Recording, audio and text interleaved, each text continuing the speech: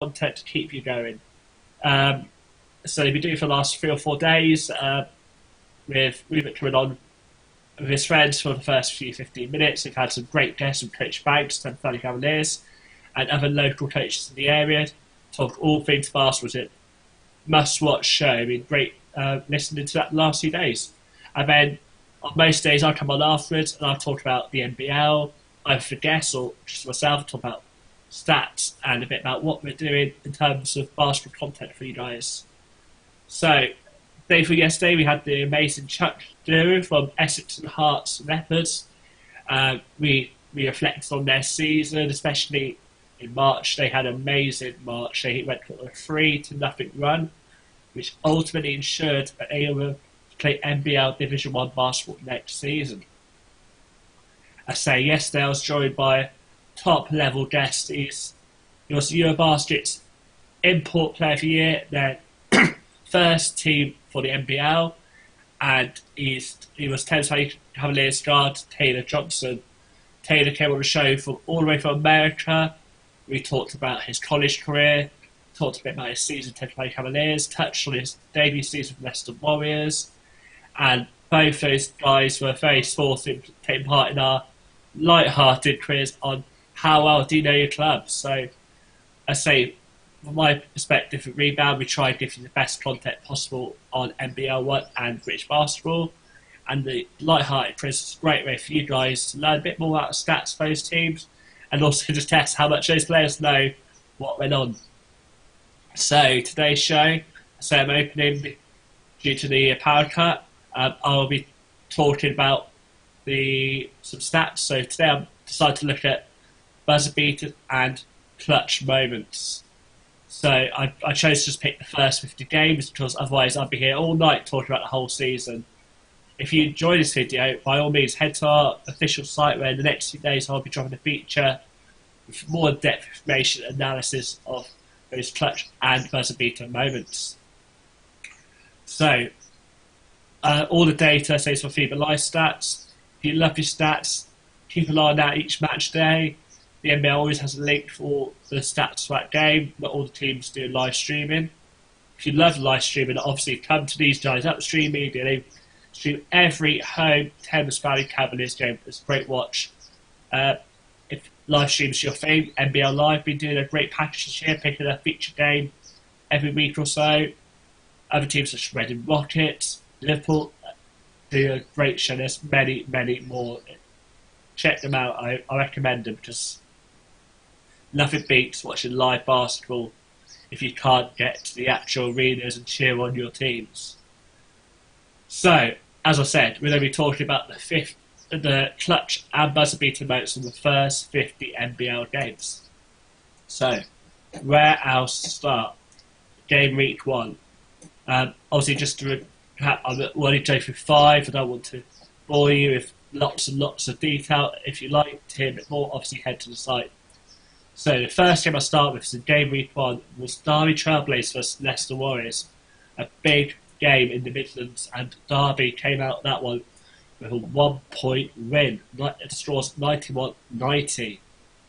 It was a very close end-to-end game, as the score dictates it was.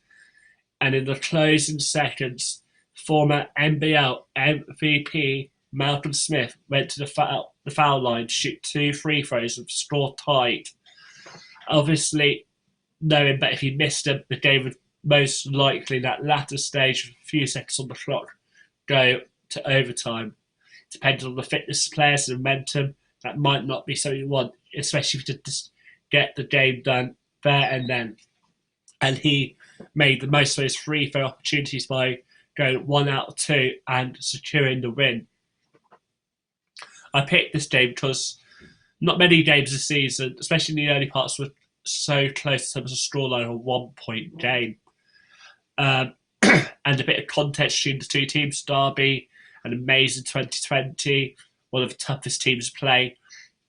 Only losing to maybe the top 1 or 2. Although they beat the second seeds, to say how it is, but losing to Kestrels and losing 1 or 2 games here and there. But they were one of the informed teams and managed to steal that 3rd seed spot, which didn't look the most likely event maybe at December, January time.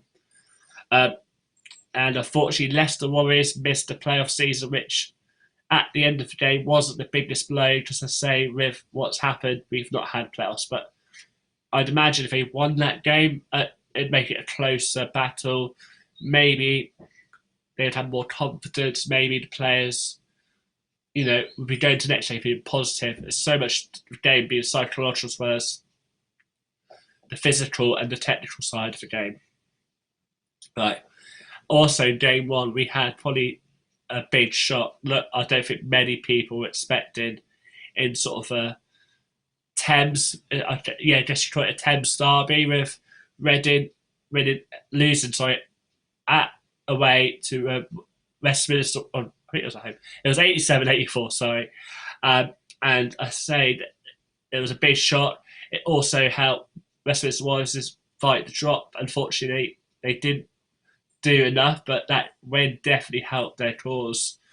I say the last quarter, big performance for Kai Walker and Justin Hitchman made sure that they got the game. So Justin Hitchman, with 14 seconds to go, got a dunk, and what a time to get a dunk! Just right in those last few seconds to make the game a 1-point game. Then Kai Walker got a 2-point shot to win it, to make it a 3-point game, and ultimately the win for the newly promoted side. So going forward, so now we capped out the first two. I thought there were other games. Obviously, have a look at our feature when it comes out. We'll discuss more games there. Next one. So this game was all about this one man, Cameron Hildreth. He was an NBL player of the week one. Set his name made himself known as a big player, to watch. So in a game with Loughborough Riders and Worthing, obviously Loughborough at home, Worthing away, Worthing won 79-72. A lot of the reasons why they won that game, in terms of points, obviously there's more to it in destroying points marshals, as you well know. Cameron Hildreth got 9 in that fourth quarter to lead his side in points. And I say those 9 points made all the difference because they took the 7-point lead. And also that win more than certainly secured that 5th place, even though it's quite early on the season. Roman Thunder finished this year in the 5th place, 1 point above Loughborough Riders. And if we had that playoff season, that 5th place gives you a marginally better playoff rating, because top 4, as I say, get home court advantage. 5th would have played 4th away. If they'd finished 6th, they would have to travel to the 3rd seed team. And having lost to Derby already that season, it might not be the game they favoured. So again, that was a big clutch moment for the young man to bring us 9 points in the fourth quarter, when those legs are maybe a little bit tired, and carry his team across the line. And then the next one we looked at as a massive overtime game. So Thames Valley Cavaliers versus Leicester Warriors. Pre-game hype would be about Taylor Johnson.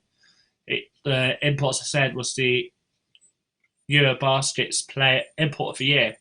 But Leicester Warriors, remember, he was their player last season. So I imagine the players would know all about him for playing against him, and also know what to expect. Anyway, so Leicester Warriors, and so Taylor Johnson got the points that actually made it to overtime. But then in overtime, him and his side just fired away and just basically went to finish the overtime in 127-115. And 2 guys were the main subjects. So say Taylor Johnson did 11 out of his 25, out of his team's 25 points in that overtime lead. Also, another player did really well at overtime was Martel McLemore, who got 9 points, 1 steal, compared to Taylor's 11 points, 2 rebounds, 1 assist. Both of them in hot shooting form. So TJ missed only a free throw, and Taylor only missed a free throw, and Martel missed 2 points. Other than that, they were shooting with the lights out. So that recaps the clutch moments in the first 50 games. Obviously, if there's any I missed or you feel needs to be there, even if it's from latency, comment down below. Tell me, I'd love to hear your opinions. Also, if you're new to the channel, press that like or subscribe button and turn the notifications on to make sure you catch all the content from Upstreamedia. They're a great channel and they're doing amazing stuff for British basketball, along with other channels. So, a bit why I chose this topic today is I opened my phone this morning. I saw some great content by left writers. So they were trying to do their a quirky way of focusing on a throwback game. So they picked one of their Bucks games. So they had a camera, and it was kind of facing the door, just like a regular door, a regular house. But they managed to make the screen cut when they opened the door into the footage of this game, and I thought that's amazing. I think and there's so much value in talking about the positives of what's gone on this season, or even further back. So, apologies for that. That's why I thought, I've got to talk about my favourite moments of the first 5 days. Just even though those games, I think they stick at the front of my brain when I think about big games in that first part of the season. So, now moving swiftly on to buzzer beaters. I think when I watch a game live, a buzzer beater is the thing I love the most. And it's just, I think when you see a buzzer beater happen and you're going into your team talk, if you're on the other end of that buzzer beater, it must be so soul destroying because if you're losing, you made that margin worse. If you're winning, and you've made obviously the margin smaller. So I'm looking at I'm going to talk about. There were so many buzzer beaters in the first 50 games. So I want to talk about the 5 best buzzer beater players because some players actually got more than one buzzer beater in those first 50 games, which is amazing because you're probably talking about if those first 50 games there's a lead of 14, that's 7, 42, 1, 2. I think we're talking about teams 4 or 5 games. So if someone's got more than 2, or even 2, as 2 players have in this thing, that's amazing. 2 buzzer beaters in 4 or 5 games, definitely shows how much of a impact they have as a player to get your team out of trouble or just to put the game out of sight. So I kind of put them in order, but 5 to 3 they can be put in any order. It was just someone had to come first, someone had to fourth, fifth, third. So my first one was a massive South Coast derby. Pre-game, it was billed as one of the biggest games of the season. Both teams, I think Kestrel's unbeaten, Worthing were unbeaten themselves, or only lost 40 games, and seen as possibly one of the main rivals in terms of that first seed spot. And it was a great game, sellout crowd, what you'd love to see, at a basketball game, especially in this country. And the man Ian Smith, who made a massive improvement second year, as I said in an earlier video talk, but Ian Smith's 3-point percentage more than doubled in 2020 to 2019, but in 2019 he's still doing amazing work and virtually known to the franchise as the general.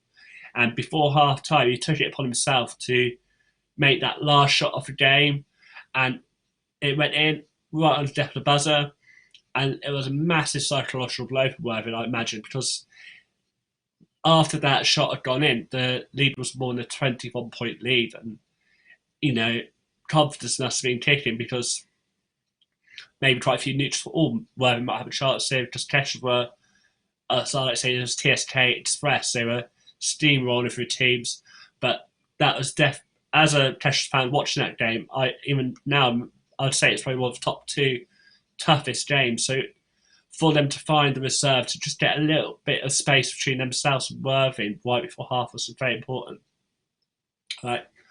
So the next one I'll talk about again is it's an NBL Live, and there was one guy who, when the cameras were on, he loved a buzzer beater. Obviously, I'm just talking about the first 2 games, but Jonathan Lashley did 3 buzzer beaters when the camera was on him, 2 in the BBL trophy and 1 in the NBL.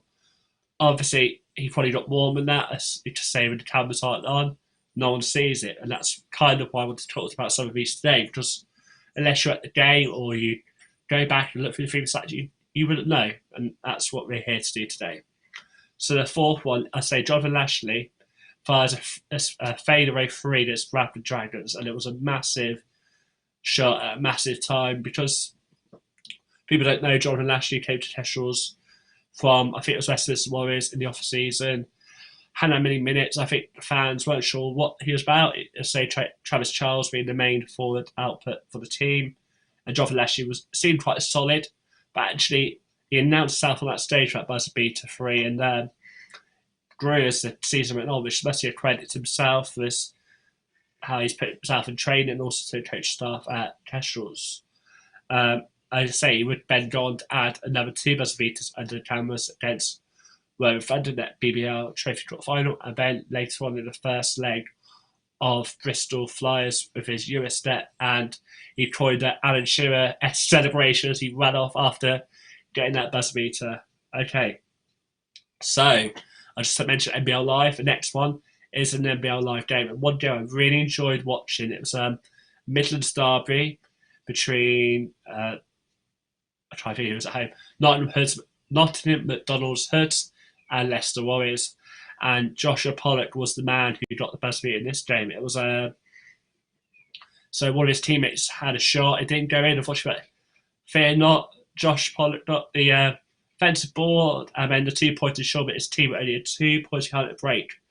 So, and then, which as I said, that might not be the only thing. There might be other factors at play, but I imagine that was a big motivation for his team to come back out in the second half, go from 2 points behind to then go on to win the game 105-92.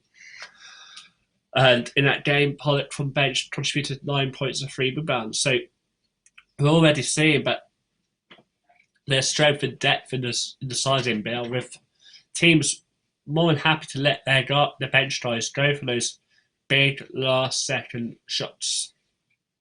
Cool. So at number 2, Andres Lacaldis, sorry. This man's made number 2 because he's actually done 2 buzzer beaters this year, both from a 3-point line. As I touched upon earlier, to do 2 buzzer beaters in the first 50 ml games is quite good because, I say, your team's only played 4 or 5 games, so that's amazing and well done to him. So the first one was a 3 now lost to Thames Valley Cavaliers, and then the second he was a 3 in the nice win against Barking Abbey.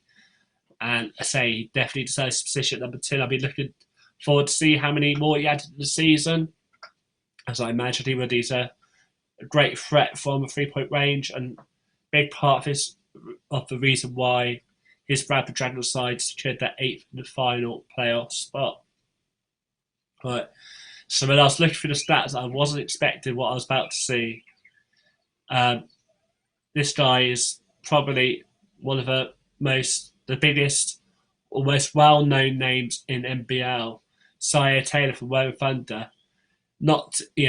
Last season he did a triple-double after like 2 times getting close. This season, wow, he got 2 buzzer beaters in the same game. And it was scaled to early, in which I said we talked about Cameron Hildreth's influence on that game, but another person who's massive influence was Sire Taylor. So he did the first before half time.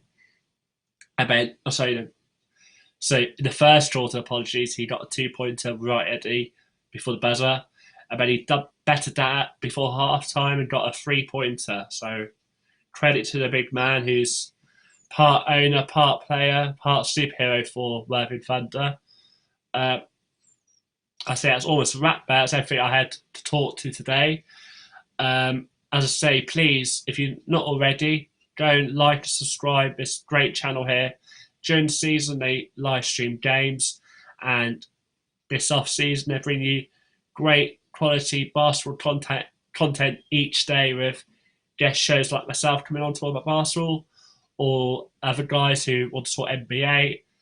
Their platform's there, and I think it's a great time for us to be on shows, talk about rich basketball, give us something to look forward to for next season. It'd be an amazing season, and I can't wait for one to get back to watching and commenting on all things British basketball. So, follow and subscribe to this channel here. Also follow them on social media, Upstreamedia. They're always sharing great content from around the league. I say my name's Chris, I'm from Rebound. You can follow us on our WordPress website, which you can easily find us sharing the latest features on our social media channels. We've got Twitter, which is @rebound__, Facebook and Instagram, which is @reboundnbl. Currently, we've got so much going on at the moment. Even though it's the off season, we're doing our Rebounds People's Choice Award. So it's sort of a light-hearted thing we started last season. It's for the people to decide who they think is actually the best player in the league, because sometimes we're told this player's the best player, and so on and so forth. I thought, hang on, let people decide. And I'm always aware of subjective votes, but they might not be the most accurate. So the idea is that we'll do like a friendly, fun World Cup contest with 32 men. I put them in groups of 4. Top 2 go through. We're now into second group stage. After that, the top 2 go through to the quarterfinals, semi-finals, and final. I'll then take the total votes each player has. Obviously, the players got further will get further votes. People obviously respect them. I think they're the better players out of the depth of 32, which is still quite a strong 32 shortlist. I'd be more than happy to have any of those 32 on any team I support or follow. And the total vote accounts for 50% of the actual final seedings. About the other 50% we use the efficiency. And I thought I'm not a big fan of the efficiency as it is, because I think this season is a great example why. So it's great, and on the whole, great, but I think it needs a little bit of improvement here. And as we've seen this season, not all teams played the same games. And then if you look deep into that, you've got many players who are amazing bench players who are really efficient, but actually only play 10 minutes because they're behind another 5 amazingly efficient players. So what we did, we took the total efficiency either from Dave Owen's site or the Basketball England site, looked cross-matched it between Dave Owens to make sure it's accurate as possible, divided by the minutes they played per the actual games to give you an idea. So especially this season, we've had free agency with the likes of Orland Jackman, LV Sedusha dropping down from BBL, and obviously not playing so many games, but actually they still deserve some credit because they've come in and done the job, and in their cases, they've helped a struggling team survive. So I felt that they're not going to make the efficiency top 10 because you've got guys who are amazingly efficient, no doubt about that. But they've played 23 games. So we added a 30 efficiency over 23 games. No way guys on the bench or guys who just joined late, no fault of their own, can't break into that. And it's like a lot of the benches, they're players who are playing year in, year out in the NBL, and they deserve credit. And when I did the efficiency minute, not much changed. The top players still at the top, but actually some players who were really at the bottom, they came a bit higher, some went a bit low, depending on how many games they played. So going back to the People's Choice Award, I know I digressed a bit. It's basically 50% amalgamation of the points they got from the process, along with the amalgamation of the efficiency per game per minute. And then, depending on how they did in each field, they get a score between 32 and 1. The player who's got the most scoring is the People's Choice Award. So, if someone came first in the first efficiency per game per minute, they'd win the leaderboard. On top of that, we've got lots of other stuff going on. I've been doing the 3-point shooter leaderboard. I'm also redoing defensive leaderboard, looking to see which players had the best input on defense. And again, I'll be looking at per minute per game, because if someone's like doing the best defensive output but only played 5 minutes, they deserve as much recognition as that person is doing an okay defensive output, but actually a lot more minutes, so get a lot more points, more rebounds, blocks, and steals. And I say that's pretty much a wrap. And thank you for joining us again. Apologies for you guys coming in and think, oh gosh, they're not on yet. We started late just because the producer had a power cut and we had to connect the electricity up to his neighbour. But please come back tomorrow. I'll be on the second show. The first show will be Rupert Charles and friends, and they'll be discussing more about British basketball. I'm not sure what they're talking about, but it's always a good to see. Last year we talked about the new rules, the rule changes. Head to FIBA, check that out. They've also been talking about grassroots. There's a lot of them involved in junior coaching, either because they've got children who are going through their basketball journey, or actually because they're part of the coaching. So head and watch all those content. It's amazing content to view. Tomorrow I'll be joined by Leopard Riders forward Jonas Diederich, and we'll be discussing his season because some may know he started the season as a BBL club. Leopard Riders are sort of partnered with Leicester Riders, so we talked about the difference between BBL and NBL, also about his season so far. Because when he came in, he made a massive difference. Leopard sort of were around the 6th and 7th, but they managed to get a bit of momentum and finish really strong this season. And that was going to be an amazing chat show. And again, I'll get him to see how well does he know his club. Chuck Dewey put almost a faultless performance. I think he got 4, 12, 13 out of possible 16 points. So he did amazing. So it'd be interesting to see how Jonas does. Then on Friday, I've got Leicester Warriors star Martin Gale, and I'm looking forward to having him on my show.